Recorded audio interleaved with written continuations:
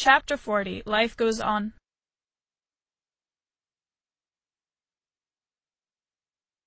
5 November 2009.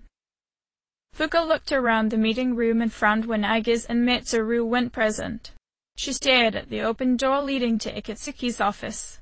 The chairman's room has been cleared out, she mused as she took a seat beside Minato.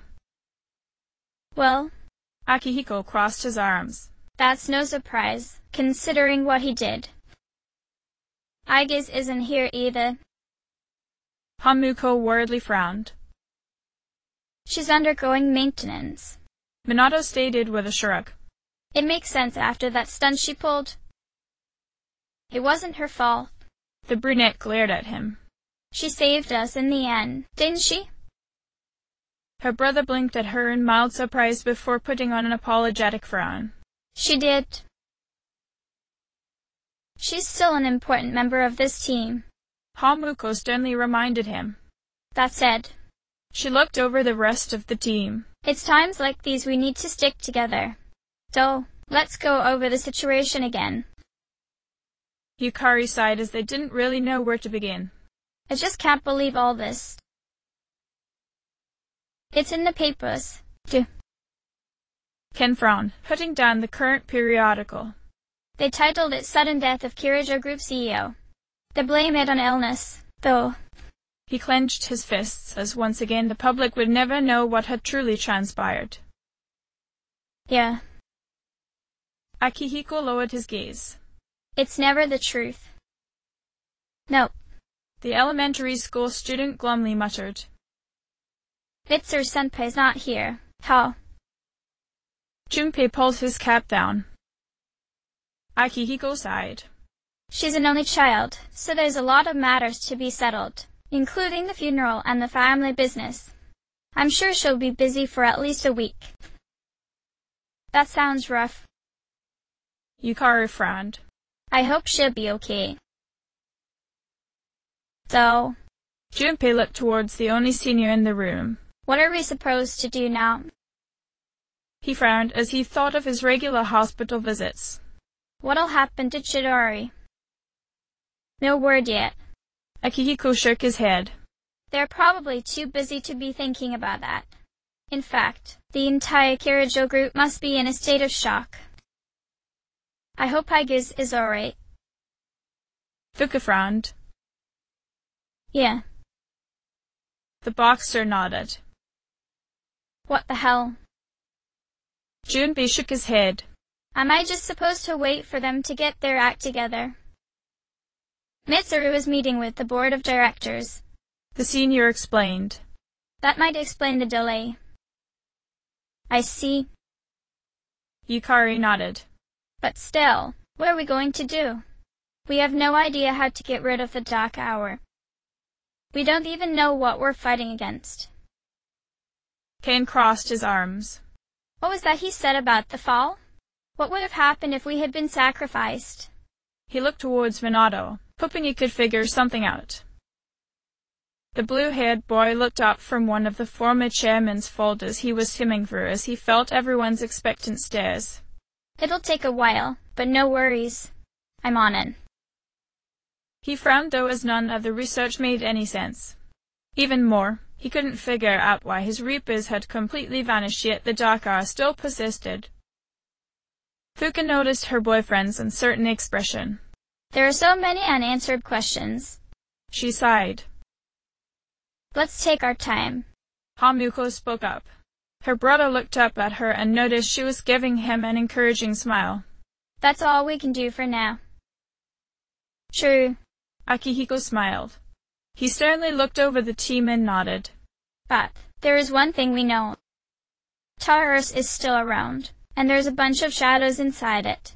We should train, so we're ready for whatever it is we might have to face. I agree, Ken said with a determined smile with Koromaru barking in support. All right, Akihiko said, standing up. Let's break for tonight. Rest yourselves well, even if you can't sleep. Got it. Yukari nodded. I hear ya. Junpei pulled his cap down as he followed the senior out. Kin and Koromaru were the next ones out the door, but Yukari remained in place as she looked over to the twins with a frown. So what now? Back to work as usual. Minato sighed as he stared at the massive amount of files he would have to sort through. Hamuko, a hand? The brunette smirked at him as she grabbed a few binders. What? All of this on top of the new block in Tartarus. You sure have your hands full, don't you, Nissan? Are you kidding me? Her brother frowned. You're helping me go through all this crap. He stifled a yawn. How? Some coffee sounds great right now, though. Hamuko flipped through a folder to preview what they would be reading, but after the first few pages, her red eyes completely glossed over. Yeah, this looks like a job for your special brew. Minato clicked his tongue in annoyance. Damn, I don't think I have any of that rose left. The twins remained silent for a while before simultaneously straightening up and smiling at each other. Cafe Chagal. They nodded before quickly abandoning their work. Yukari smirked at the siblings as they immediately raced downstairs. Well, good luck then, she called out after them. The archer was about to leave too, but Fuka called out to her. Yukari-chan.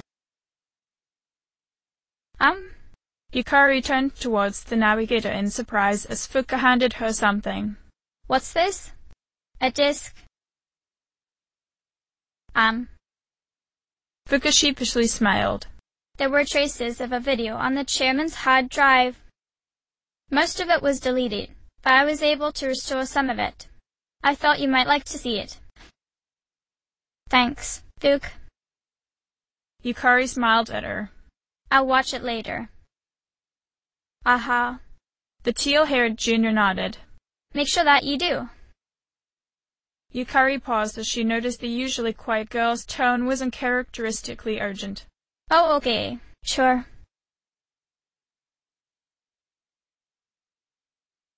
Before stopping by Cafe Chagal, Minato dragged Hamuko along with him into Escapade for another fortune-telling. The brunette blinked at him and sighed. Nissan, do you really have time for this? I just need to check something. The older twin stated with a nod. Who knows? This might just help somehow. Besides... He frowned back at her. Do you really want to hurry back to the dorm and look through Ikatsuki's shit? I suppose not. The brunette smirked at her brother as he dragged her across the club's dance floor. Welcome back. The den mother smiled at the twins. Masters of Light and Shadow. Masters? Minato blinked in surprise. Not bearers. It seems as though a change has occurred within you. The woman told him. Would you like to hear your fortune? Yes, please. The boy bowed his head. Very well. The woman nodded as smoke shrouded the ball. Under the fat crescent moon. A feeble light at the hollow tower.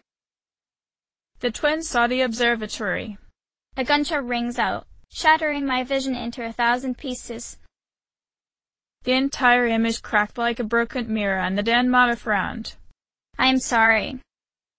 I can see no further. But I can say this. The woman looked up at the siblings. The shadow yet remains. Hamuko knit her eyebrows together as she saw the silhouette of a boy standing in the darkness in the orb. At first she mistook it for her brother before the boy slightly turned his head towards her, his long trailing scarf fluttering in the wind. The orb soon cleared, and the girl blinked at what she saw. The shadow yet remains? How interesting. Minato muttered. After taking a few minutes to let the fortune sink in, he bowed to the fortune teller and smiled. Thank you for your time. Farewell, then. The woman smiled at them. May your future be bright. Hamuko followed her brother out of the nightclub and frowned at him. Nissan, what do you think she means by the shadow yet remains? Is there another shadow we need to face? Probably. Her brother shrugged. I had suspicions of a 13th shadow. He remembered what Iketsuki had said about the fall. Death the Almighty. The brunette blinked at that. Do you think something is going to happen? She looked up at the mall skylight and glanced at the waning moon. The next full moon. Another operation? Who knows? Minato frowned. But Akihiko-san is right. We have to keep fighting. He knit his eyebrows together as he felt Thanatos stir within their shared sea of souls. What I don't understand is that death is supposed to form from the combination of those 12 shadows. We defeated them, so why? He opened the door into the cafe for his sister and frowned. And now memories. They still haven't returned despite the Reapers being completely gone. Just what is going on here? As soon as Yukari returned to her room, she blankly stared at her posters. Mitsuru-senpai. She frowned as she could relate to what the older girl was going through. It's just like when Dad died. The archer absently stared at the disc Fuka had given to her. Curious, the brunette pulled out her laptop and put the disc in. So it's just a normal DVD? She watched as the computer loaded the contents. All right, let's see what's on here. A video player suddenly popped up on her screen. Oh, there we go. The video began playing and people screamed in the background. Yukari's eyes widened as her father appeared on the screen. I pray that this recording reaches safe hands. The man said with a frown. That video? Yukari quickly sat up. My employer has become obsessed with a loathsome idea. Aikaro shook his head.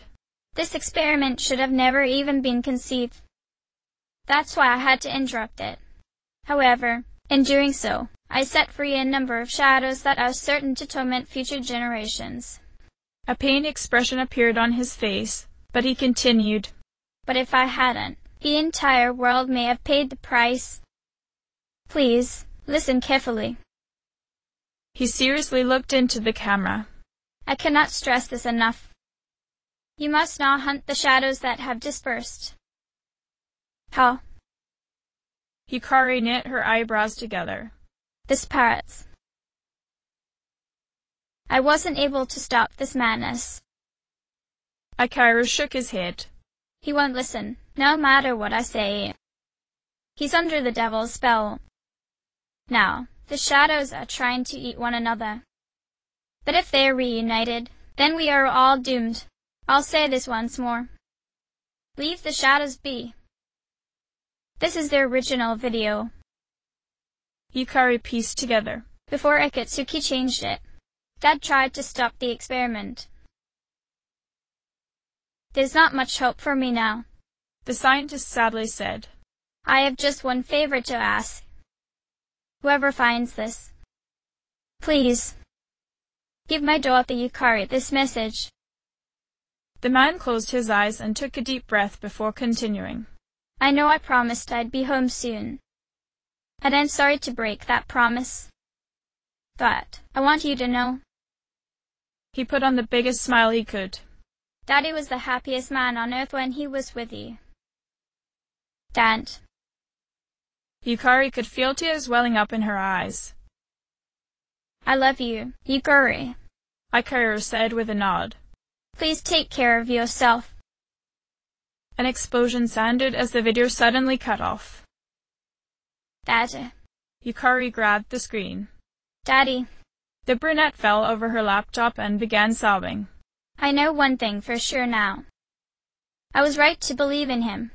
She eventually managed to stop her tears and lifted her head. Are you listening, Dad? I'm doing okay. It took a while, but I finally got your message. She closed her eyes as Io emerged before her, turning into a new persona. Thou art I, and I am thou. The persona introduced itself to her. From the sea of thy soul I cometh.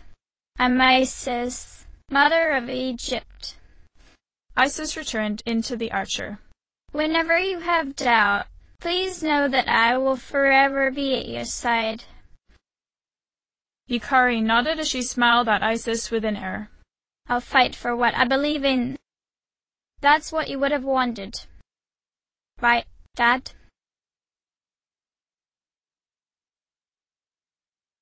Hamuko opened her eyes and noticed she was in the velvet room. She immediately looked to her right and spotted her brother sleeping in his seat. Isan? She called out. Minato stood slightly and blinked when he realized he wasn't in his room. Ah? The velvet room again? He straightened up as Igor appeared before them. The long-nosed man gave them both a reassuring smile. Welcome. He greeted his guests. As I'm sure you are aware, you are currently in a dream. The twins looked at each other and relaxed. Now, then, there has been a change in you recently. Have you noticed? A change? Hamuko repeated in confusion. Igor chuckled at them. I'm not referring to your change in circumstances. I am referring to the change in your mentalities. That is why I have summoned you here tonight.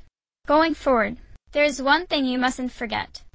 He swiped his hand over the table and 2 folders appeared. With another wave of his hand, it opened, revealing the signatures of their original contracts. Minato calmly stared at it before focusing his gaze on the Velvet Room resident. I see you recognize it. Igor stated in satisfaction. Shall I remind you of your commitments? I choose this fate of mine own free will. There is no need to worry. Whichever path you choose, I shall respect your decisions. However, only you will bear the responsibility for your actions, no matter what end they may bring about. Please remember that. Hamuko and Minato exchanged nods before speaking at once. We understand. Satisfied with their answer, Igor waved his hand again, causing their contracts to disappear. Well then, I bid you farewell.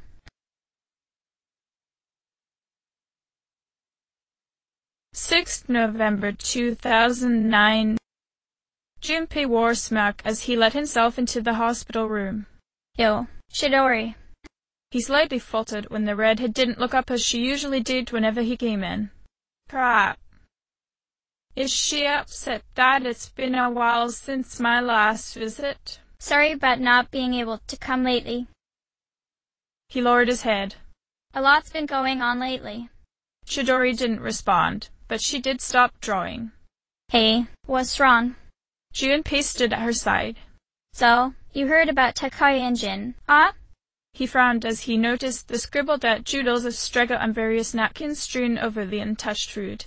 I was planning on telling you. They were your friends, after all. Chidori shook her head at him. What, that's not it? I'm scared, Chidori said, placing her hands on her chest. It hurts. Junpei. She looked up at the cat boy. What will you be doing in 2 years? 2 years? Junpei tilted his head to the side. I dunno. I really haven't thought about it. Why do you ask? He stared at her for a while before noticing her arms went covered in bandages today. I noticed you stopped. He lowered his gaze. Hurting yourself. Oh. Chidori looked down at her hands. I guess. The boy quickly took her hand into his. That's good. I mean, you have such beautiful hands, he said with a soft smile. The girl's eyes widened as she quickly pulled her hand away. Don't touch me. Oh, sorry. Junpei was a bit surprised by her reaction, but he respected her wishes, so kept his hands to himself. I didn't mean to.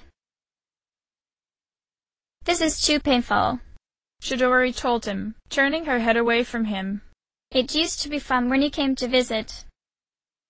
Her fingers curled as she stared at them. But it's different now. Ah? The junior didn't understand. It hurts inside. The girl began gasping for air. I can't breathe. She shook her head before screaming. I can't take this anymore. WH, what do you mean? Junpei asked. I don't understand. He desperately tried to get her to talk to him. Did I do something wrong? Tell me what it is. Junpei. Chidori refused to look at him.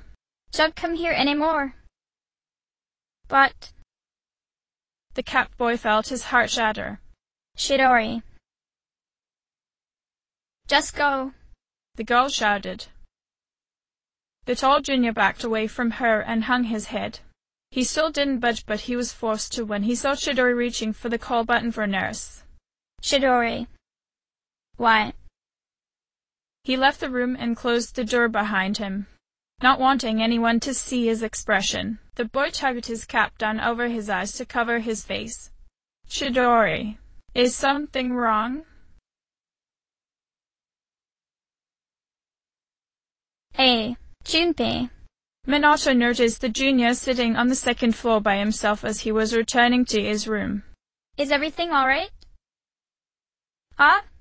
The cat boy looked over towards the blue-haired boy. Yeah. I'm fine. You don't sound fine. Minato frowned at him. He looked around and decided to approach the taller junior.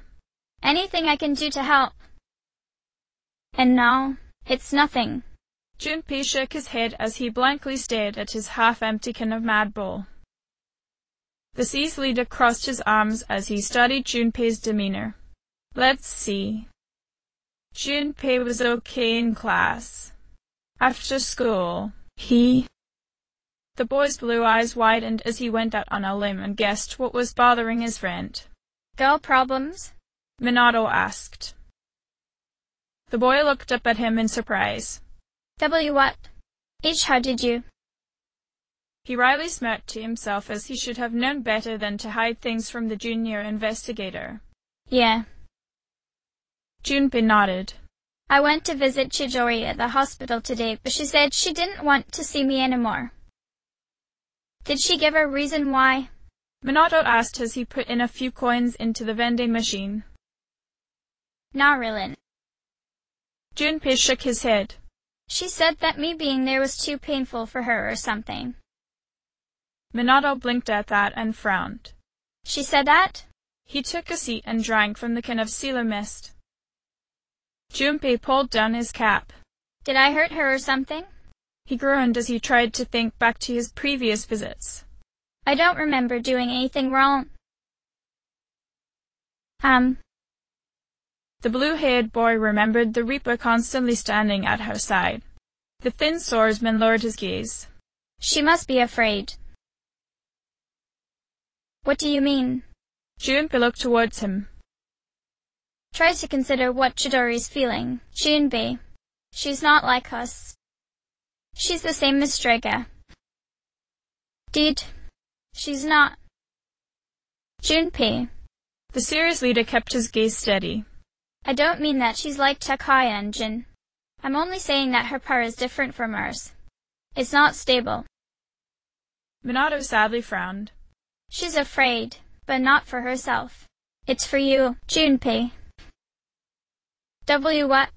Junpei frowned down at himself. For me? Minato nodded as a hand went up to fiddle with his special headphones. I understand what you're feeling, Junpei, because I have someone really important to me too. The leader studied the special engravings Fuka etched into the metal casing. But I also get where Chidori is coming from. It's hard for people like us to get close to others because we never know if we'll end up hurting the people around us. That's why it's hard for her to be with you right now. It's easier to push others away and hurt ourselves than to risk the pain we might bring to those we genuinely care about. The other boy's grey eyes widened as what his friend said made sense. Still, it only made him even more concerned about the hospitalized girl. Chidori. The SEAS leader studied the magician's expression carefully before standing up. You both look like you need some time. Minato stated with a sigh. Personally, I don't think you should give up on her. The boy finished his drink and tossed the can into the recycling bin. She's important to you after all. What if I'm afraid too? Junpei asked. It's easy for you considering you already have a girlfriend. That doesn't stop me from being terrified for her, Minato admitted as he put on his headphones. Even so, I want to be brave. For her sake. He smirked to himself as he returned to his room. Junpei stared down the empty hallway inside. Dude, I'm not like you. He shook his head as he was having negative thoughts again. Junpei. A voice from the stairwell made him jump. What? The cat boy turned and noticed his best friend was frowning at him. Oh. Hey, Hamuko. I talk with Minato? She smirked. How much of that were you listening in on? Junpei asked. Enough. The brunette smiled as she stared at the door leading to Shinjiro's old bedroom. He might be a complete dunce when it comes to relationships, but he's right, you know. Oh, yeah. The cat boy frowned. You have anything to add? Hamuko paused for a moment to find the right words to say before smiling at her best friend. I believe in you, Junpei. So don't give up. Junpei chuckled at that. And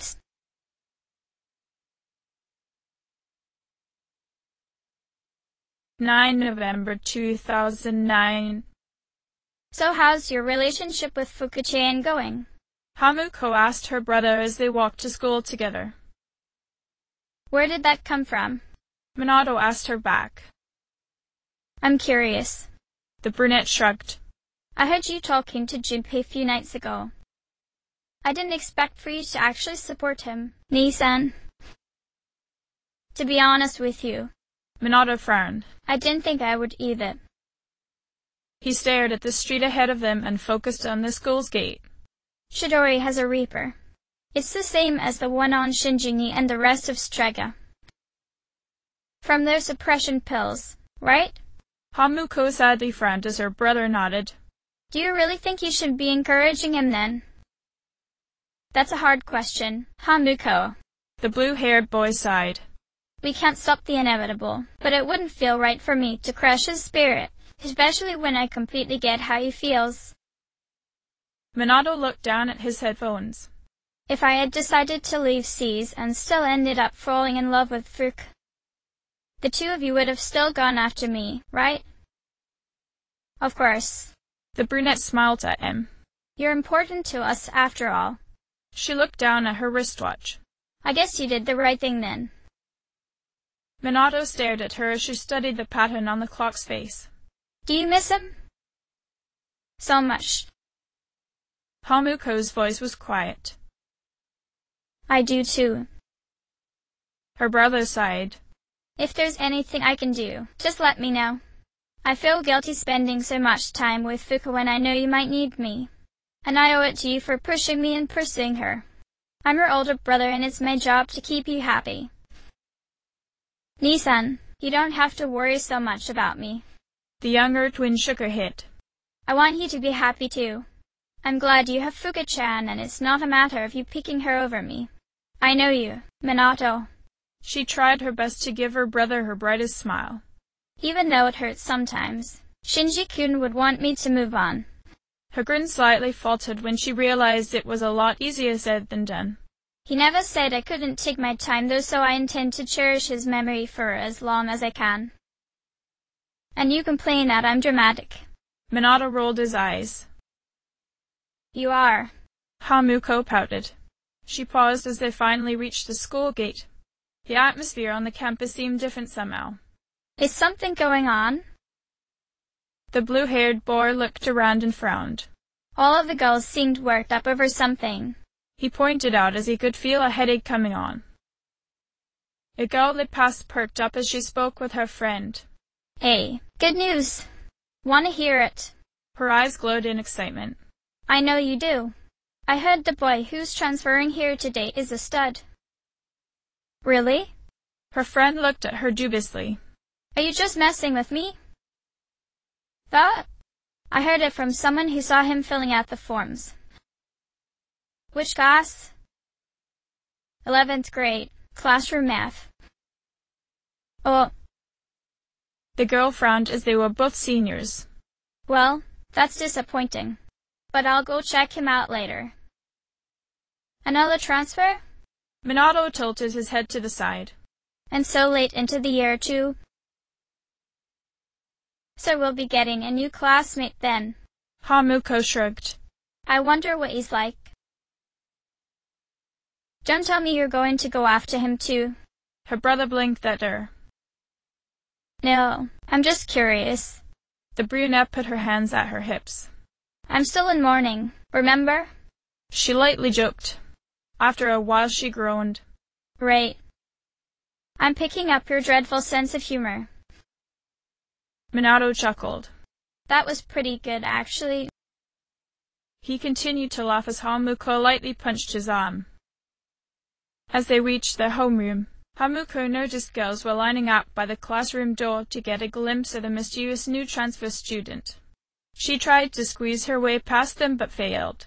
Beside her, she sensed her brother's growing irritation. Hey, clear the doorway. He sternly called out. This is a fire hazard. The crowd of girls tensed up, but a path suddenly opened up for the twins. Honestly, it's not fun having to write up so many citations so early in the day. Minato grumbled as he finally managed to make it into the classroom. Oh, knock it off, hellhound. A girl frowned at him. We want a glimpse of the hot new transfer joining our class. She smirked at the blue-haired boy. Now that I think about it, you were a transfer too, right? The hellhound gave the girl a deadpan stare and she shook her head at him. You know, you could have been popular too thanks to your looks, but your personality is kind of a bummer. Does it look like I care? Minato frowned. He fondly played with his headphones as he smirked to himself. You're also noisy anyways. Their classmate gave Hamuko a sympathetic expression. I'm sorry you're related to him, Hamuko-san. Hamuko frowned at her as she defended her brother. Nisen's fine just the way he is. She smiled up at Minato, who was staring at her in mild surprise. If we weren't twins, I'd definitely go out with him. She teased as she pulled on his cheek. Hamuko. Minato pulled himself away from his sister as his face turned completely red. Don't make jokes like that. He sighed as the brunette continued to laugh at his expense. He smiled though when he noticed it managed to cheer her up, even if just a little. Toriumi sighed before rounding everyone up. All right, everyone, settle down. She glanced at the clock as the bell rang, signaling the start of class. The woman waited for everyone to take their seats before holding up a new file. Today we have yet another transfer student. As you all know, this is the third time this year. That makes it a hat trick. Hamuko grinned at the joke while the rest of the class groaned. Mildly disappointed her students didn't think it was funny. Toriumi shook her head at them before continuing. Please introduce yourself. She called out to the young man coming into the room. Hamuko cast her eyes towards the new student, but paused when she noticed how blue his eyes were. The boy locked eyes with her, resulting in him putting on a small smile. The red-eyed girl quickly broke eye contact as her heart rapidly began to beat. Those eyes. I've seen them somewhere before. The boy slowly sauntered to the front of the class, his long yellow scarf trailing behind him. He tilted his head to the side as he introduced himself to them. My name is Ryoji Machizuki. He smiled. I would be grateful if you could show me the ropes. He scanned the classroom before focusing on Minato and Hamuko. A girl near the back of the class giggled. He's kinda cute. She whispered. Her friend smiled. I was thinking the same thing. Not so loud. The first girl shushed her. Ryoji's smirk grew as he never took his eyes off Hamuko. Nice to meet you, he said, giving the class a short bow. Hamuko frowned as it seemed that he was mainly directing that towards her. Minato noticed too and glanced at his sister sitting in the row behind him. Do you know him? He seemed to ask. He frowned at her in the way only an overprotective brother could. I think he's interested in you. Hamuko blushed. So I admit he is a bit cute. She blinked a few times before casting her brother a stern glare. Don't take me for some generic schoolgirl. I'm just looking out for you. Her brother glared back. He paused though as he decided he was jumping to conclusions. Minato focused his attention back on the files Toriyami had about the new boy. Ryoji lived overseas for a long time because of his parents' work, so he may not be used to all of our customs. The adult told the class. Be sure to explain them to him. Ryoji nodded in thanks. I'd be grateful. Now then. She looked at the various desks. You need a seat. Let's see. She spotted the empty desk next to Minato. That one's open. Second from the left, in the front. Yukari raised her hand. Miss Toriyami? Technically, that seat's taken. You must be present to be a member of this class. The teacher shook her head. So as far as I'm concerned, that seat is available. Life is nothing but a game of musical chairs. The rest of you should be careful, too. Ryoji inwardly chuckled at his interesting new teacher as he approached his assigned seat. He smiled at Hamuko, who was to be sitting directly behind him.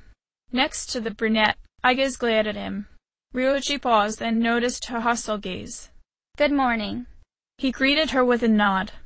I'm sorry, I didn't catch your name. Aiges tensed up. You are dangerous. Minato and Hamuko turned towards the disguised robot in surprise. Minato tilted his head to the side in confusion as he studied Ryoji for a bit. He didn't notice anything amiss, so simply frowned to himself. Well, I can't even see Reapers anymore. But he seems completely normal to me. His eyes are a bit familiar, though. Ryoji also tilted his head to the side as he frowned at Aiges. Dangerous? I haven't even asked you out on a date yet. Oh, wow. He's a huge flirt, Hamuko thought with a smirk. His-san will definitely not like him. A date? Aiges looked at the new student in confusion. Behind the robot, Hikari leaned forward. Aiges, what's wrong with you? Ryoji shook his head as he cheerfully laughed. Rejected from the start. You're an interesting girl. Yukari sighed as the new student was just as simple-minded as someone else she knew. That's just great. Another Junpei to deal with. Beside her, the cat boy frowned as he noticed the archer frowning at him. What? Nothing. The brunette rolled her eyes. Toriyami gave Aiges a sympathetic nod. Your teacher understands. Aiges. You haven't had very long to be the new student, and already you have to share the spotlight. The woman sighed as she returned to the podium. I wish your classmates would pay attention to me for a change. She snapped at the back half of the class as they began chattering about Ryoji. Hey, are any of you even listening? Hamuko stared at the back of Ryoji's head before frowning to herself. That's strange. From behind. He looks a bit like Nissan. She looked over towards her brother and blinked at how similar they appeared. The red-eyed girl paused as she remembered his blue eyes looking straight into her soul.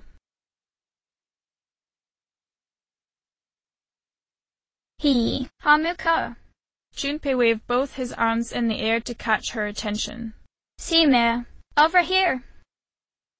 Hamuko noticed her best friend was standing with Ryoji at the back of the classroom. What's the matter? She asked them. You know the new transfer student, right? Junpei pointed at Ryoji. Has he been introduced to you yet? She shook her head and the cat boy nodded to the black-haired boy. Anyways, this is Hamuko. Hello? Ryoji slightly bumped her. She transferred here earlier this year with her brother Minato. Junpei explained.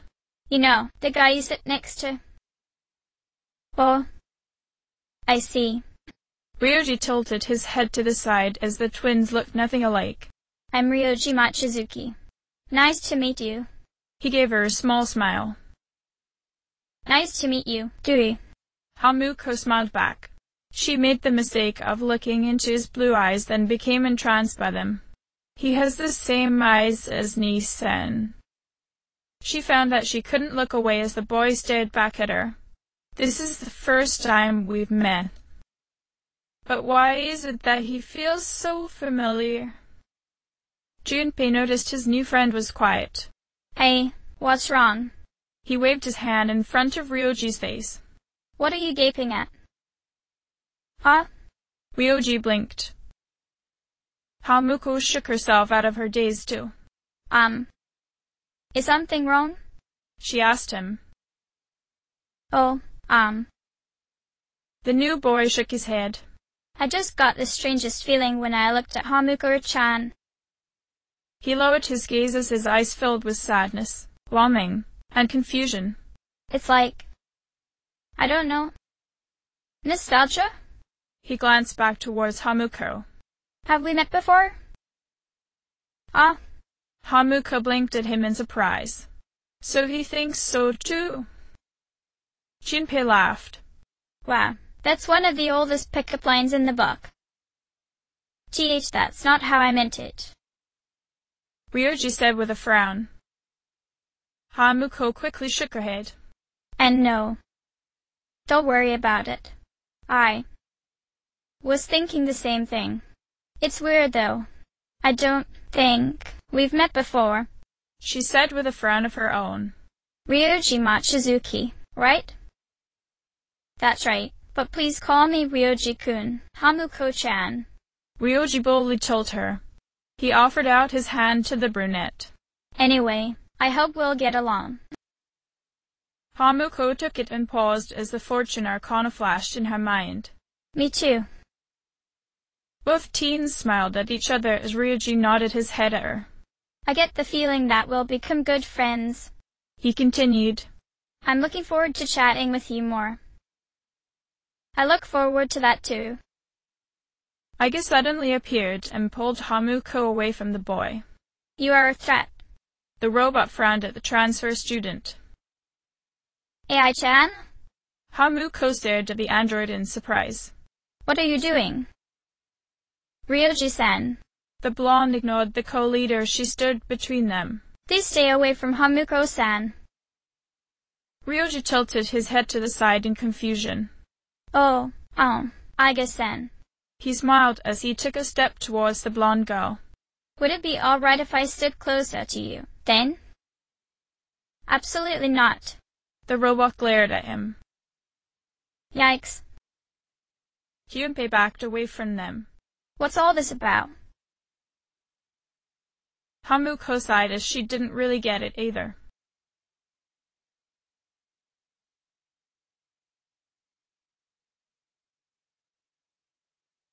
Ryoji smoothly took the blushing girl's hand and bowed. You're very much like a beautiful, delicate flower. Might we go out for dinner sometime? He asked her. Fuka quickly pulled her hand back before he could press it against his lips. Sorry, but who are you?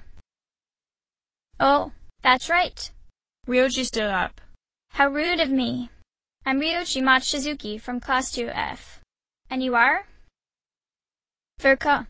Minato finally came out of his classroom and called out towards her. Sorry to make you wait. He paused as he noticed Ryoji present. Minato-kun. Fuka looked at her boyfriend in worry as both boys stared at each other silently. You, She looked between the two before suddenly slapping Ryoji. Fuka. Minato blinked at her. Why did you? Ryoji easily laughed it off. I see. My apologies, Fuka-san. I didn't know you already had a boyfriend. The blue-haired boy stared at him. Such a cute girl, too. The transfer student sighed. He quickly cheered himself up though as he smiled to his friend. Oh well. There's always next time. A first-year student walked past them and waved towards Minato. Hello, Senpai. Minato nodded to her in acknowledgement. Chihiro. Ah, another cute one. Ryuji quickly approached the younger girl and took her hand. Hello? He said with a charming smile. I'm Ryuji of Class 2F. A beautiful angel such as yourself deserves to be treated to dinner. Chihiro let out a squeak before slapping the boy. Oh, I'm sorry, she cried before running away. Minato shook his head and sighed. Why do I feel that you're going to be problematic to be around? Ryuji rubbed his cheek and cheerfully laughed as he dismissed his classmate's words. This school is filled with so many pretty girls. He noticed Yukari leaving the classroom and started towards the brunette. Ah, Yukari-chan, please wait. As his new classmate and seating partner ran off, Minato looked over at Fuka in concern. He didn't give you any trouble, did he? No. But when I saw you, I felt the urge to slap him. They watched as Yukari shot Ryuji's advances down and slapped the boy across the face. Fuka wore a nervous smile as she looked up at her wonderful boyfriend. You don't have to worry though, Minato-kun. You're the only one I could ever go out with, she reassured him. The blue-haired boy smiled as he leaned his face forward so that their foreheads were touching. I wasn't worried. He wore a smirk as his eyes glowed mischievously. You're my precious little windflower after all. Eep! Fuka suddenly slapped him. The boy put a hand on where she had hit him. Sorry. I was being too aggressive, wasn't I? And no. It's not that. The girl placed a hand on his face and soothingly rubbed his red cheek. I didn't mind what you said, but we're at school, Minato-kun. She blushed at him. The blue-haired junior quickly straightened up. Right. He quickly grabbed her hand. Let's just get going photography club. Afterwards, as an apology, we can grab dinner together. I'm okay with it being a date, Minato-kun. Fuka giggled at him. Her smile only grew as she noticed his ears turning red too.